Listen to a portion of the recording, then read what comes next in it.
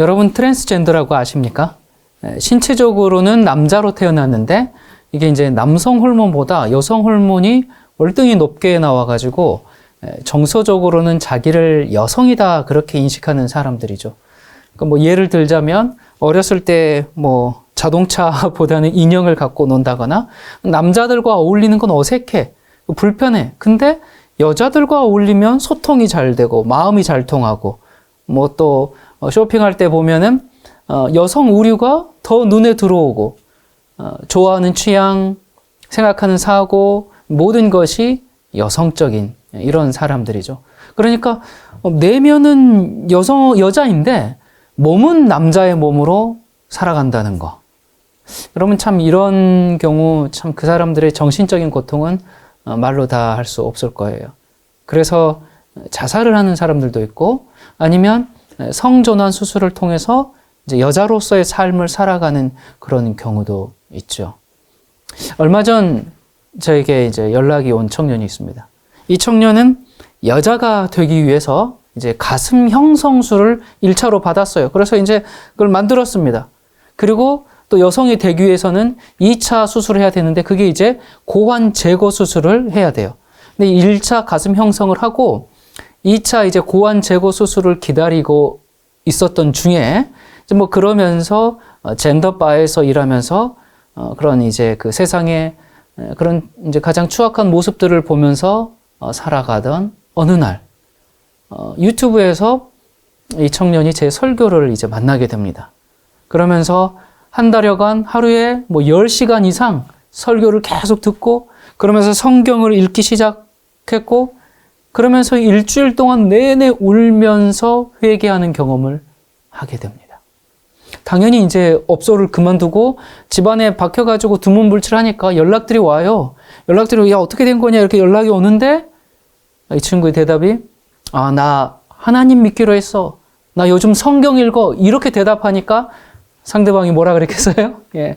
온갖 욕설을 하면서 이제 관계가 그냥 자연스럽게 다 정리가 돼버렸죠.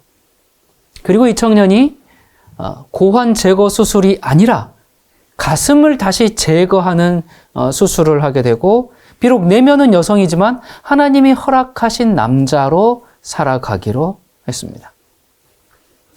제가 처음 만났을 때 순간 이제 머리도 길고 이 여성적인 외모에 저도 모르게 누구 자매님 그렇게 이제 불렀는데 딱 그분이 저에게 형제라 불러주세요.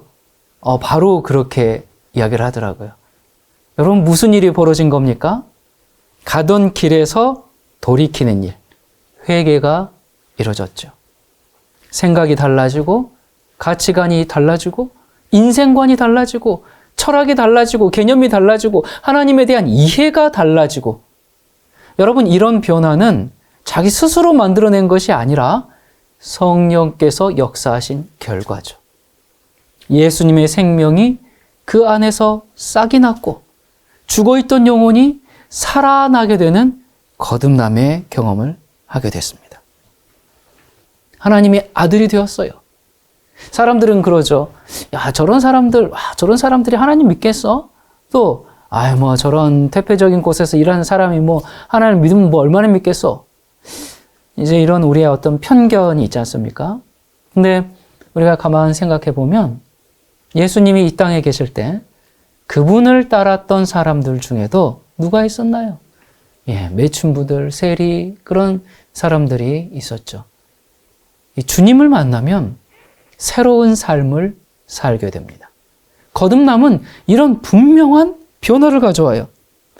이 다시 태어나는 경험은 갓난 아기가 태어나는 경험과 이치가 같아요. 여러분 아기가 태어나면 맨 먼저 뭘 합니까? 딱 태어나면 울죠. 울지 않으면 죽은 아이죠. 그런 것처럼 이제 막 태어나서 그게 이 세상에 나와가지고 이 세상에 태어났습니다 하는 첫 신호 아닙니까? 그래서 첫 번째 호흡이 바로 울면서 이제 시작하는 것과 마찬가지로 이 거듭난 사람은 첫 번째 호흡인 것이 뭘까요? 그게 바로 회개입니다. 회개를 터뜨리게 되죠. 죄를 슬퍼하고 그 죄책감에 또 마음이 너무나 괴롭고 그러다가 시편 86편 5절에 있는 말씀처럼 주는 선하사 용서하기를 즐기시며 주께 부르짖는 자에게 인자함이 호하심이다.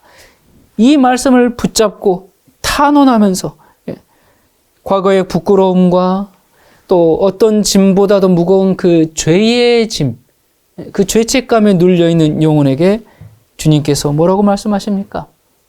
수고하고 무거운 짐진 자들아, 다 내게로 오라. 내가 너희를 쉬게 하리라. 잘못 살아온 세월이 너무나 죄송하고 또 죄책감에 마음이 너무나 괴롭지만 나의 어떠함보다 이 주님의 사랑 때문에 용기를 얻고 일어나서 가게 되죠. 여러분, 우리가 성령으로 말미암아 예수님 안에서 거듭나는 것은 하나님께로부터 태어나는 거예요. 그러므로 이 거듭난 사람은 하나님의 아들입니다. 맞습니까? 그렇죠? 그런데 성경에 예수님도 누구라 그랬어요? 하나님의 아들이라고 말씀했어요. 누가복음 1장 35절에 보면 나실 바 거룩한 이는 하나님의 아들이라 일컬어지리라. 여러분, 예수님은 성부, 성자, 성령 이 세 분의 하나님 중에 한 분이시죠. 영원부터 영원까지 시작이 없으신 그런 여호와 하나님이죠. 그렇기 때문에 이 세상에 예수님이 탄생하기 전부터 계셨던 분이에요. 자, 그런데 하나님의 아들이라니 이게 무슨 말입니까? 아버지 하나님으로부터 지음을 받은 존재란 말일까요? 아니죠.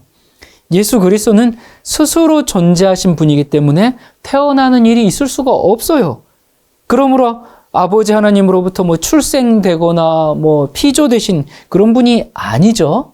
자, 그런데 예수님은 하나님을 뭐라고 불러요? 아버지라고 부르고 또 자신을 뭐라고 소개했어요? 하나님의 아들이라고 그렇게 했어요. 자, 그러면 이상해요. 예수님과 하나님의 관계가 처음부터 이런 관계였을까? 성경은 그렇지 않다. 그걸 분명하게 말씀하고 있습니다. 여러분, 그렇다면 예수님이 처음부터는 하나님의 아들이 아니었다? 아마 여러분들 이런 사실, 이런 성경의 진리, 이런 진실을 처음 들으시는 분들도 있을 거예요. 당연히 하나님의 아들이 내려왔으니까 하나님의 아들 아닌가? 이렇게 생각할 것 같은데, 예수님은 하나님이셨는데 하나님의 아들이 되셨어요. 이게 무슨 얘기인가? 그러니까 아버지와 아들의 관계가 만들어진 어떤 사건, 그리고 그렇게 되어야만 한 어떤 이유가 있었겠죠. 자, 이게 바로 구속의 사건입니다. 그러니까 예수님께서 아들이 되신 것은 이 구속사적인 입장에서 그러합니다. 처음부터 어떤 성부, 성자, 성령의 관계가 그런 관계가 아니라 이 인류의 구속을 위해서 예수님이 아들이 되신 겁니다. 하나님은 이사야를 통해서 이 사실을 아주 명확하게 말씀하십니다. 이사야 9장 6절에 이는 한 아기가 우리에게 낳고 한 아들을 우리에게 주신 바 되었는데, 자, 여기 한 아기, 한 아들은 누구겠어요? 예수 그리스도시죠. 자, 그의 어깨에는 정사를 메었고, 자, 그의 이름은 기묘자라, 모사라, 그 다음 뭐라고요? 전능하신 하나님이라, 그 다음 뭐라고요? 영존하시는 아버지라, 평강의 왕이라. 아니, 분명히 한 아기, 한 아들이라 그랬는데 그분 분명 예수님인데 그분을 뭐라고 또 불러요? 영존하신 아버지. 자, 그러니까 예수 그리스도를 전능하신 하나님이고 영존하신 아버지라고 말씀했어요. 그러니까 원래 예수 그리스도는 이런 분이셨어요. 그런데 이런 분이 우리를 위해서 이 땅에 오실 때 하나님의 아들이라는 명찰, 그 신분, 그 이름으로 오셨다 그 말이에요. 그 명찰 달고 오셨다 이거예요. 그러니까 하늘에서부터 하나님의 아들이었던 분이 이 땅에 오신 것이 아니라 하나님이신 분이 이 땅에 하나님의 아들의 입장이 되어서 오셨다 그 말입니다. 자, 그러면 여러분, 최초의 하나님의 아들은 누굽니까? 인류 최초의 하나님의 아들. 아담이죠. 이건 제 얘기가 아니고 누가복음 3장 38절에 보면 에노스는 셋의 아들이고 셋은 아담의 아들이요 아담은 누구의 아들? 하나님의 아들. 그러니까 하나님께서 아담을 창조하셨는데 뭘로 창조하셨어요? 하나님의 아들로 창조했죠. 첫 번째 장자로 창조했어요. 첫 아들, 맏아들로 창조했어요. 그렇게 자신의 아들로 창조했어요. 그런데 이 아들이 사탄을 아버지로 택해서 가버렸습니다. 집 나가버렸어요. 그러므로 이 지구에 창조한 하나님의 아들이 없어져 버렸어요. 자, 이렇게 집 나가버린 아들, 이렇게 잃어버린 아들을 다시 찾아와야 되잖아요. 아들을 찾아와서 너 아들이야. 이 아들의 그 지위와 그 신분 회복해서 정말 참된 아들이 되게 하도록 하기 위해서 그냥 집 나가버린 대로 그냥 내버려 둘 거예요? 사탄을 아버지라고 하면서 방황하면서 돌고 있는데 그냥 내버려 둘 거예요? 그럴 수 없잖아요. 그 아들을 다시 아들이 되도록 하기 위해서 하나님께서 무슨 일을 하셔야 했어요. 그게 무슨 일을 하셨는가? 전능하신 하나님이시고 영존하시는 아버지시고 평강의 왕이신 그분이 인간의 구원을 위해서 집 나간 아들을 집으로 데려오도록 하기 위해서 아들의 입장으로 사람이 되어서 오신 것이죠. 여러분, 이 말이 어떤 사람들에게는 별로 감각이 없는 얘기처럼 들릴 수도 있지만 하나님께서 이 땅에 오실 때 하나님으로 오신 게 아니라 인간으로 오셨습니다. 이것은 부인할 수 없는 진리예요. 이건 우리가 감히 상상할 수도 헤아릴 수도 없는 그런 사랑의 깊이입니다. 그렇게 하나님의 아들로 오셨기에 그분은 우리의 형제가 되십니다. 여러분, 우리 성경으로 이 사상을 확인해 볼까요? 로마서 8장 29절에 이는 그로 많은 형제 중에서 맏아들이 되게 하려 하심이라. 지금 누구 얘기하는 거예요? 예수 그리스도. 그리고 히브리서 2장 11절 거룩하게 하시는 이와 거룩하게 함을 입은 자들이 다 한 근원에서 난지라. 그러므로 형제라 부르시기를 부끄러워하지 아니하시고. 창조주이신 하나님께서 인간으로 하나님의 아들로 오셨고 십자가에서 죽으셨습니다. 여러분, 이 얼마나 큰 은혜고 얼마나 큰 희생입니까? 하나님이 왜 이렇게 하셨습니까? 바로 죄로 인해서 죽은 우리를 위한 것임을 우리 한번 참 깊이 생각해 봅시다. 우리가 이 사실을 기억할 때 어찌 감격 없이 지낼 수 있겠습니까? 예수 그리스도께서 받아야 할 그 대접을 우리가 받을 수 있도록 하기 위해서 우리가 받아야 할 취급을 주님께서 겪으신 것이죠. 그래서 이 예수 그리스도를 믿고 거듭나면 그는 영원한 생명을 가진 사람이 됩니다. 요한복음 5장 24절 25절 내가 진실로 너희에게 이르노니 내 말을 듣고 또 나 보내신 이를 믿는 자는 영원한 생명을 얻었고 심판에 이르지 아니하나니 사망에서 생명으로 옮겼느니라. 진실로 너희에게 이르노니 죽은 자들이 하나님의 아들의 음성을 들을 때가 오나니 곧 이때라. 듣는 자는 살아나리라. 이 말씀을 마지막 예수 그리스도의 재림 때에 적용할 수도 있지만 우리가 본문을 자세히 보면 죽은 자들이 살아나는 때가 언제라고 그래요? 언제 살아난다 그래요? 이때라. 이때가 언제예요? 지금이다. 지금 아들의 음성을 듣는 자는 지금 살아난다. 자, 그렇다면 지금 이게 무슨 말씀이겠습니까? 여러분, 여기에 지금 죽은 자들, 여기 죽은 자들은 죄로 죽은 자들이죠. 우리 모두는 다 죽은 자들입니다. 그런 사람들이 예수님의 음성을 듣고 살아난다. 살아나는데 어떤 생명을 가지고 살아난다 그래요? 영생을 얻었고 썩지 아니하는 그 생명, 거듭난 생명, 영원한 그 생명으로 살아난다. 그렇게 말씀합니다. 그러면 이렇게 살아나면 어떤 삶을 살게 되는가? 이렇게 거듭나면 무슨 일들이 벌어지는가? 무슨 일이 벌어집니까? 추구하는 것이 달라집니다. 소망하는 것이 달라져요. 인생의 목표가 달라집니다. 좋아하는 것이 달라집니다. 예. 그렇다면 오늘날 우리 이제 교회 다니는 많은 신자들이 이런 인생을 살고 있는가? 예수님 때문에 만족하면서 살고 있는가?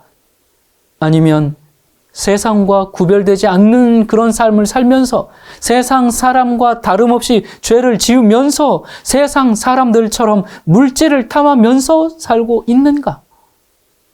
오늘날 혹시 세상 사람과 교회 다니는 사람의 차이를 구분하기가 힘들지는 않은가?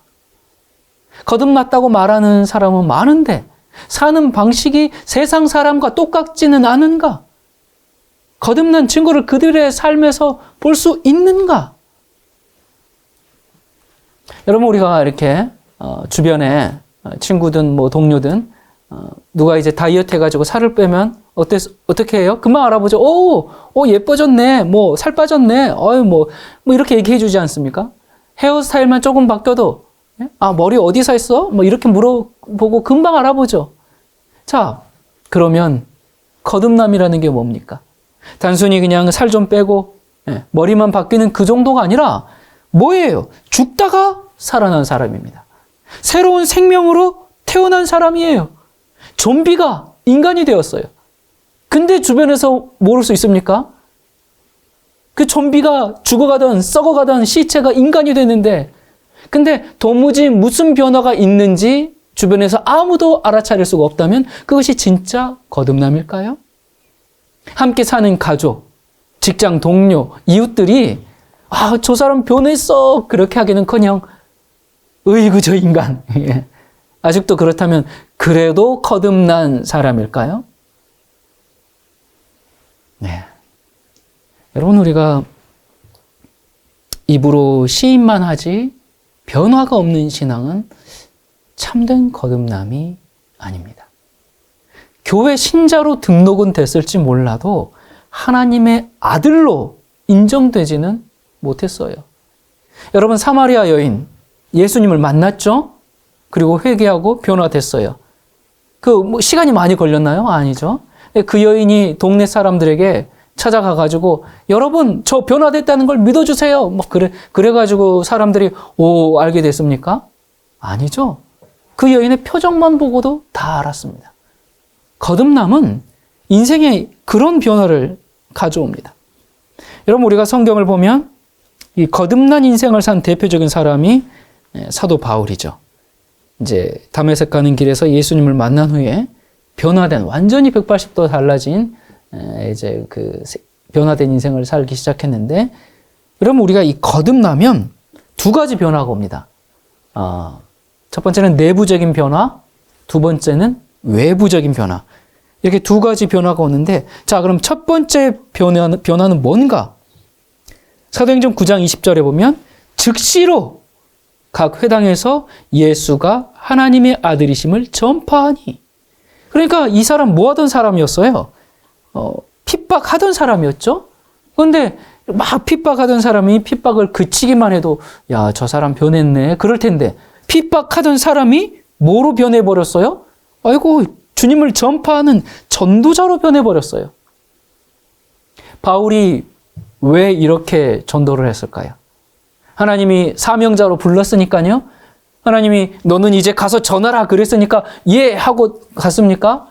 아니에요. 하나님께서 바울에게 그거 맡기지 않으셨어요. 그렇게 하라고 하지 않으셨어요. 그냥 바울이 예수님 만나니까 너무 좋아가지고 이걸 전하지 않으면 안 되는 그런 기쁨이 자기 안에서 넘치게 된 거죠. 그래서 어디 가서 전도했습니까? 회당에 갔죠. 회당이 어디입니까? 자기가 그 옛날에 정말 열심히 신앙하던 그곳 아닙니까? 내가 거기서 정말 그게 진리인 줄 알고 엄청 열심히 애를 쓰고 그렇게 다 했는데 그게 아니었어. 그래서 거기 있는 사람들을 긍휼히 여기면서 참 진리를 만나야 해. 그래가지고 거기 가가지고 그들이 너무 불쌍해서 거기 가서 복음을 전했어요. 여러분, 오늘날 교회에서 전도해야 됩니다. 몇 명 전도하십시오. 전도하면 무슨 상 줍니다. 마치 그 영업사원 실적 올리듯이 각자 보상을 마련하죠. 무한 경쟁을 시키고 각종 전도 프로그램들 가져와서 교육시키고 전도 왕 초청해가지고 물론 이런 전도 저런 전도 한 번 물면 놓지 마라 이렇게 하면서 이렇게 계속 그런 걸 교육해요. 그러면서 이제 그렇게 훈련받고 밖에 나가서 전도할 때 여러분 교회에만 와보십시오. 자식이 잘 됩니다. 남편이 잘 됩니다. 사업이 잘 됩니다. 병 나을 수 있습니다. 완전 약장수가 약 팔듯이 온갖 듣기 좋은 얘기로 막 사람들을 끌어옵니다. 길거리에 호객행위와 다를 바가 없죠. 그렇게 정말 옛날에 그 동동구름 이렇게 하듯이 그렇게 해서 끌어오는데 여러분 전도는 이렇게 하는 것이 아니죠. 사실 오늘날 많은 신자들이 이 전도라는 말만 들어도 엄청난 부담으로 밀려오죠. 여기 교회 뒤에 게시판에 보면 어느 구역은 전도 그래프가 쭉쭉쭉쭉 올라가는데 우리 구역은 스티커 하나 붙질 않아.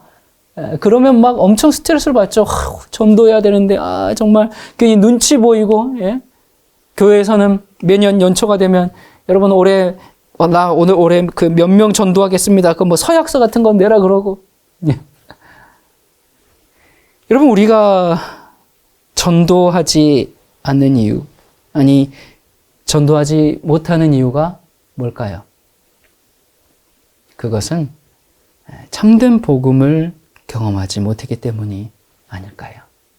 그 복음으로 내 안에 이 구원의 기쁨을 맛보지 못했기 때문이 아닐까요? 여러분 만약에 여러분의 그 자녀가 명문대에 붙었어요. 스카이에 붙었어요. 또 어떤 좋은 일이 생겼어요. 자랑하고 싶은 뭔 일이 생겼어요. 그러면 여러분 어떡합니까? 이거 말하지 말라고 해도 자꾸 말하게 돼요.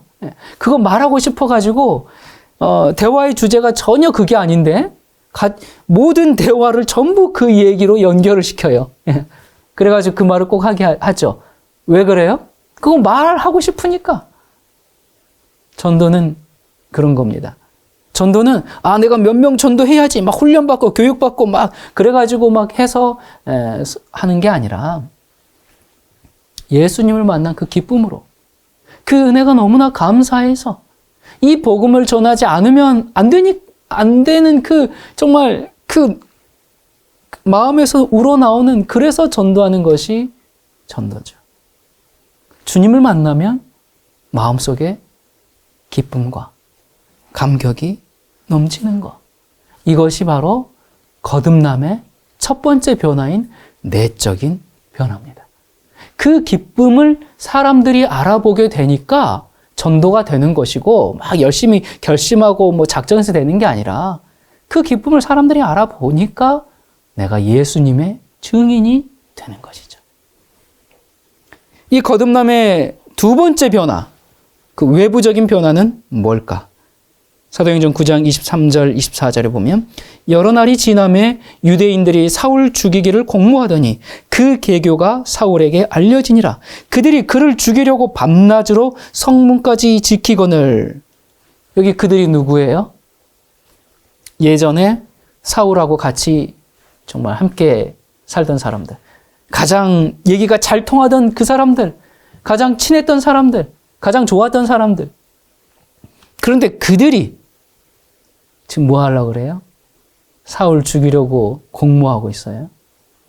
이게 뭔가? 여러분, 우리가 거듭나서 예수님을 따라 살면 뭐가 와요? 고난이 와요. 여러분, 지난 한 주간 어떤 고난을 당했습니까? 내가 잘못 살아서 자초한 그런 고난 말고요. 예수님의 뜻대로 살다가 생긴 의를 위한 고난을 경험하고 있습니까? 왜 우리가 고난을 당하지 않을까요? 혹시 하나님을 위해서 살지 않기 때문은 아닐까요? 우리가 세상 사람과 똑같이 살면 고난이 없습니다. 사울이 예수님을 만나고 다른 유대인들과 똑같이 살면 고난 없었어요. 여러분, 오늘날 이 시대를 사는 우리에게 고난이 없어요. 너무나 평안해요. 왜 그럴까요? 너무나 똑같이 사니까. 오늘날 그리스도인이 욕을 먹는 이유가 세상 사람들과 다르게 살아서가 아니라 너무나 똑같이 살아서 그렇지는 않을까요? 여러분, 우리 인생에서 가장 큰 복이 뭡니까? 내 집 마련한 거예요? 좋은 회사 취직한 거예요? 또 돈 많이 버는 거예요? 뭡니까? 뭐가 우리 인생에서 가장 큰 복입니까? 여러분의 인생에서 가장 큰 복이 뭡니까? 하나님을 만난 것이 가장 큰 복 아닙니까? 나를 사랑하시고 나를 위해 십자가에 달려 돌아가신 그 주님을 만난 것보다 더 큰 행복이 있습니까? 근데 우리는 여전히 예수님 믿으면 성공하고 잘 나가고 그런 것만 추구하면서 살고 있다면 우리는 아직 거듭나지 않았다는 말입니다. 그런 사람들이 교회에 모여 왔으니 교회에 와가지고 하는 얘기들이 무슨 얘기겠어요? 당연히 세상에서 잘 되는 얘기, 돈 버는 얘기, 어디 투자해서 잘 된 얘기, 자기 잘난 얘기, 뭐 땅값, 집값, 뭐 오른 얘기, 대화의 주제가 전부 그런 것일 수밖에 없어요. 이 신앙이라는 게 내가 십자가에 예수님과 함께 못 박혀서 죽고 주님이 부활하신 것처럼 나도 다시 태어나서 예수님과 함께 살아가는 건데 이 십자가에 옛사람을 못 박은 경험이 없으니까 맨날 이야기하는 게 맛있는 거 먹으러 가는 거, 맛집 찾고 여행 가는 거, 어디 좋은 데 없는가, 집 사는 거, 또 제일 많이 하는 얘기, 남 뒷얘기하는 거. 맨날 이런 얘기만 하죠. 그러니 교회 다니는 사람과 다니지 않는 사람 차이가 없고, 교회 다니지 않는 사람들을 만나도 그런 사람들과 대화해도 대화의 이질감을 못 느껴요. 누가 누군지. 그러다 보니까 세상 사람이 그 사람을 핍박할 이유가 없죠. 저는 참 우리 교회가 너무나 감사한 게 저희 교회에 예수 믿고 세상 복 받으려고 교회에 온 사람이 없습니다. 정말 오신 분들이 예수님을 따르고 싶어서, 예수님을 본받고 싶어서 그런 제자들이 모였으니까 당연히 모든 대화의 주제가 뭐겠습니까? 어떻게 하면 우리가 예수님을 잘 따를 수 있을까? 어떻게 하면 서로 사랑하면서 살 수 있을까? 어떻게 하면 예수님의 증인이 될 수 있을까? 교회에 오면 그런 교회에서 그런 대화를 하고, 교회에서뿐만 아니라 각 셀 모임에서도 항상 이런 대화와 기도가 차고 넘치죠. 한번은 또 어떤 분은 이렇게 모임 중에 제가 주님의 뜻대로 살기로 하면서 이런 시련을 당했습니다. 하지만 그 사람을 용서하고 주님께서 제게 사랑하는 마음을 주셨습니다. 이런 고백을 하고, 또 어느 형제님은 제가 이 복음을 만나고 아내에게 너무 잘못했다는 생각이 들었습니다. 그래서 정말 따뜻한 말도 자주 하고 사랑한다는 얘기도 자주 해주고, 그리고 집에서 설거지, 청소, 도맡아서 하고 있습니다. 그런데 아내는 제가 예전에 술에 젖어 살 때는 아무런 핍박이 없었는데 교회 다니고 새 사람 되니까 핍박을 하네요. 여러분, 참 이거 의를 위한 고난입니다. 또 어느 자매님은 지금 자식들이 이렇게 속을 썩이고 제멋대로 하고 있는데 그게 다 제가 참된 복음을 몰라서 잘못 가르쳐 왔기 때문이죠. 제가 정말 주님께 회개하고 자녀들에게도 눈물로 용서를 구했습니다. 이렇게 정말 말 그대로 이 성도들과, 거룩한 성도들과 나누는 거룩한 교제들입니다. 어디 하나 이런 교회 모임에서 또 공동체에서 이런 그 줌이나 여러 가지 우리 그 모임 가운데 무슨 세상 얘기하는 거 없습니다. 세상에서 복 받는 얘기 없습니다. 오히려 그런 얘기하면 이상한 취급을 받죠. 또 남 막 실컷 험담하고 그런 얘기하고 나서 어때요? 찝찝하잖아요. 그런 시간을 보내는 것이 아니라 교회는 이런 간증과 고백을 통해서 정말 하나님의 은혜와 성령의 감화가 있어야 하지 않겠습니까? 저는 우리 성도들을 보면 정말 초대교회에 모였을 때 이렇겠구나. 그 초대교회도, 그 사도시대에도, 그 핍박시대에도 그들이 모여서 무슨 얘기했겠습니까? 이런 친교를 나누지 않았을까 하는 생각이 듭니다. 물론 우리가 연약해서 부족하죠. 그러다 보니까 간혹 오해가 있고 또 다툼도 있고 뭐 그런 일들이 있어요. 어떻게 없을 수 있겠습니까? 그런데 그런 일이 있을 때 그 일들을 어떻게 대처하는가? 그걸로 당파를 짓고 서로 미워하고 막 그렇게 되는가? 아니요. 그런 일이 있죠. 서로 속상하죠.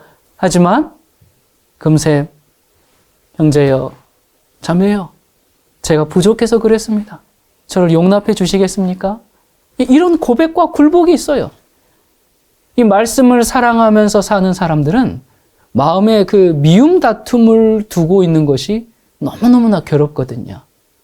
그래서 화해와 용서와 사랑과 연합이 충만할 수밖에 없는 거죠.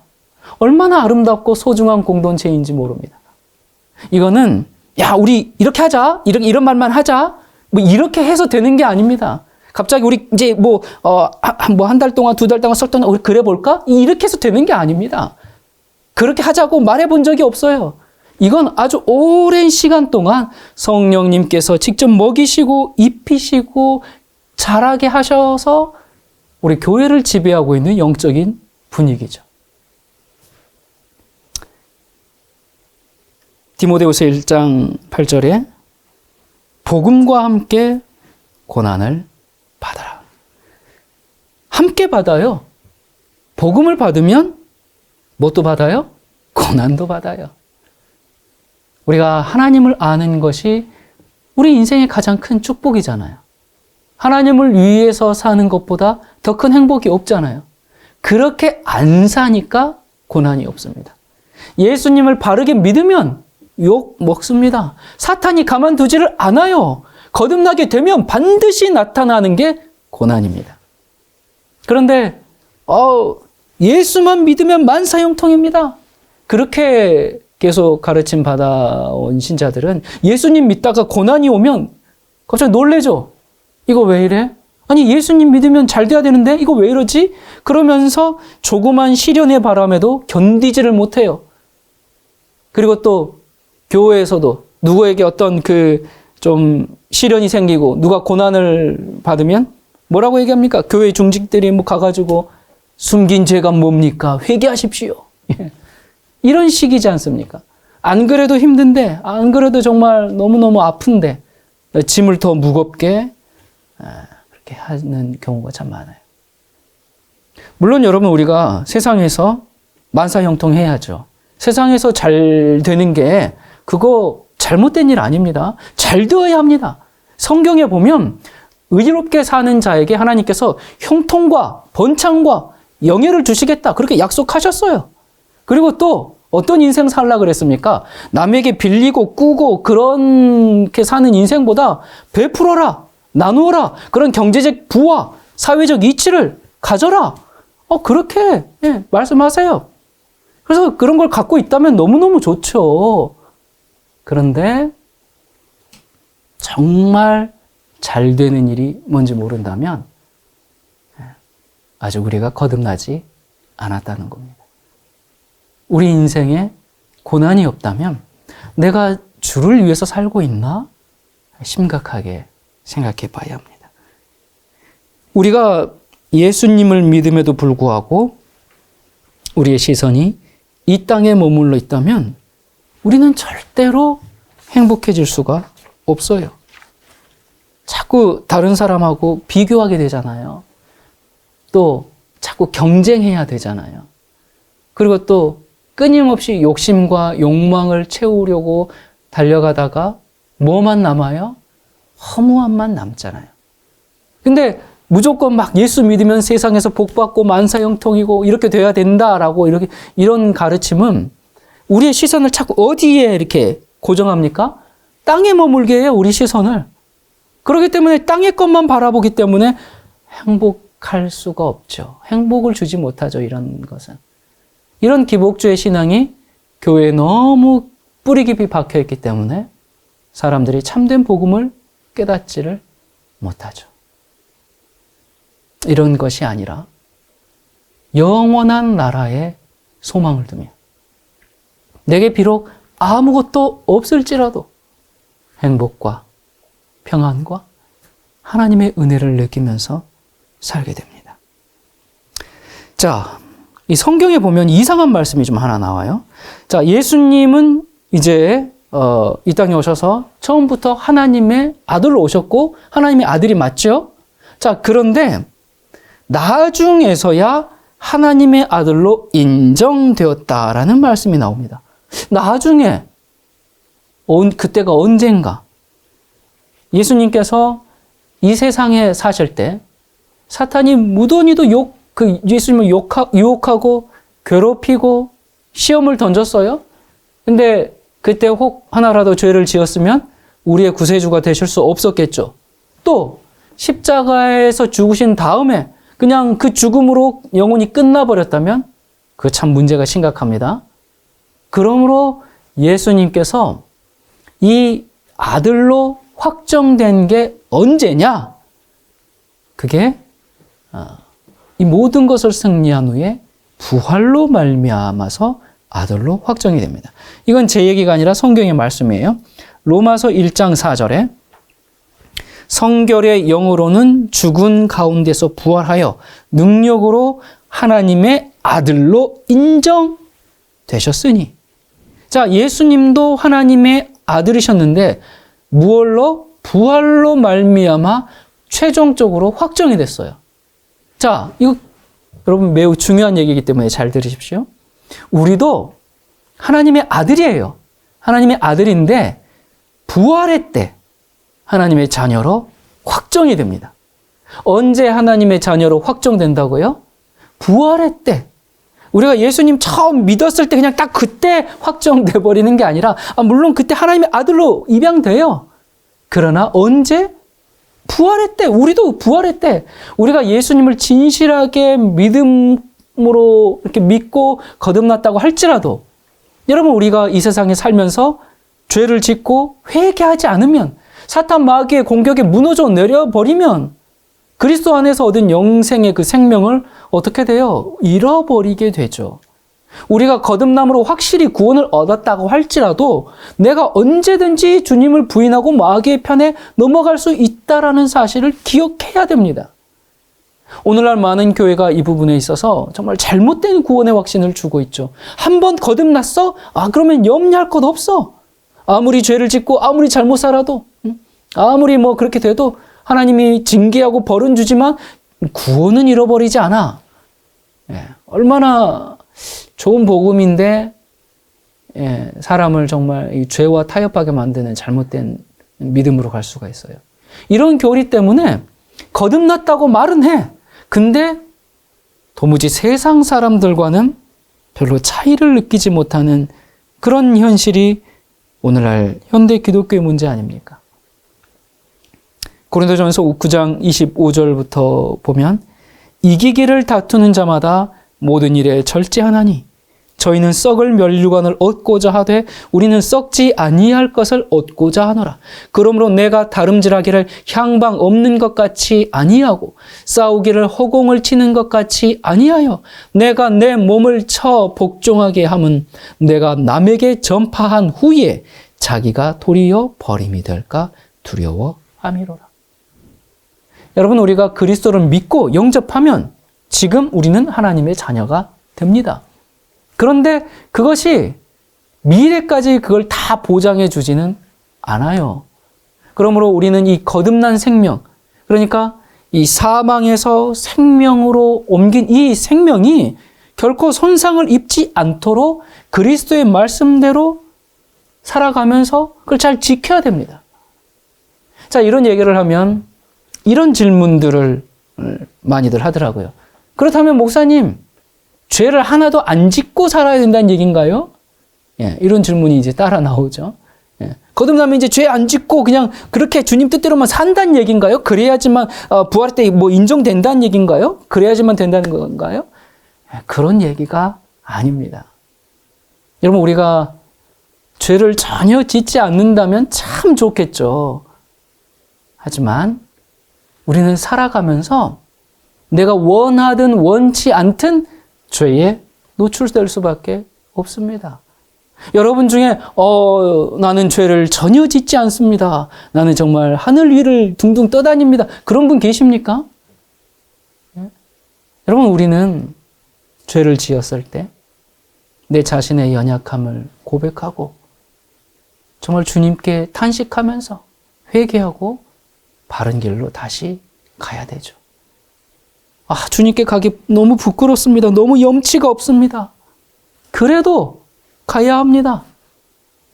여러분, 예수님께서 우리에게 그 형제가 잘못했을 경우에 몇 번 용서해 주라고 하셨어요? 70번씩 7번 용서해 주라고 그랬죠. 그렇게 말씀하신 하나님께서 정작 우리 죄는 한두 번 용서하고 마실까요? 그렇게 하시면 인간보다 못한 분이죠. 네. 그러면 주님도 70번씩 7번 용서한다면 그거는 하나님과 인간 수준이 동일하다는 얘기겠죠? 여러분, 우리가 믿는 하나님이 고작 그 정도일까요? 아니죠. 하나님께서 우리의 죄를 정말 동이 서에서 먼 것 같이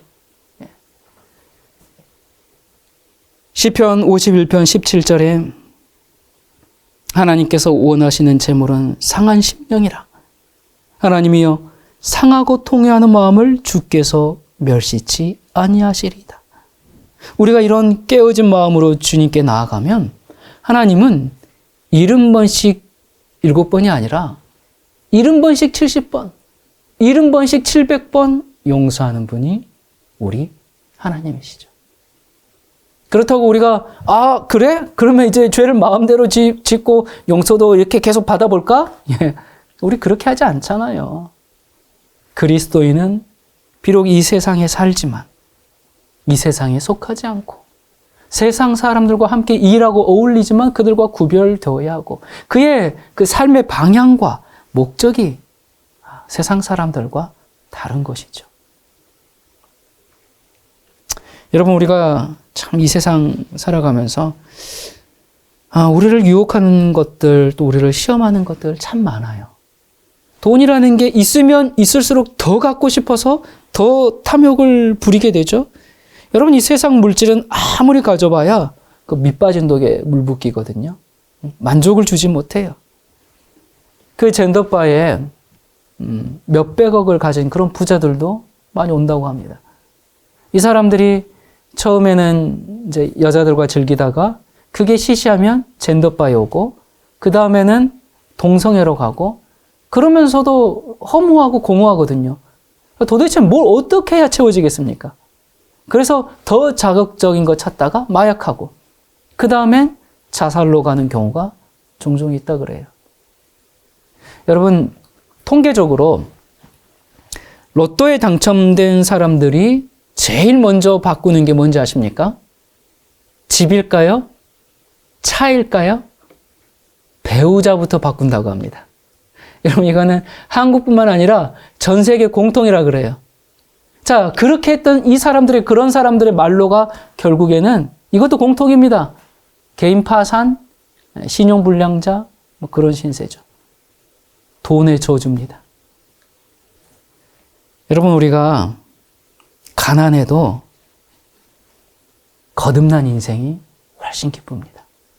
고난을 받아도 세상에서 인정받지 못해도 죽음 앞에서도 하나님이 우리와 함께 계시기 때문에 평강이 있는 인생이 예수 믿는 인생이에요. 그런데 이 고난을 모르기 때문에, 이 거듭남을 모르기 때문에 사람들이 예수 믿으면 고난을 받는다고? 나 그러려고 믿은 거 아닌데? 그럼 나 안 믿어. 뭐 이렇게 생각하고 말하는 사람이 있을 수 있는데, 여러분, 참 오늘날 나 거듭났다 그렇게 말하는 사람은 많은데 정말 거듭난 사람이 없는 그런 시대에 살고 있습니다. 사도 바울이 예수님을 만나고 회개했죠. 바울이 거듭났다는 것을 사람들이 어떻게 알았을까요? 나 변했어. 나 믿어줘. 그래서 알았을까요? 아니요. 말하지 않아도 온 세상이 다 알았죠. 거듭남은 내가 거듭났다고 보여주는 것이 아니라 보여지는 것입니다. 어떻게 보여지는가?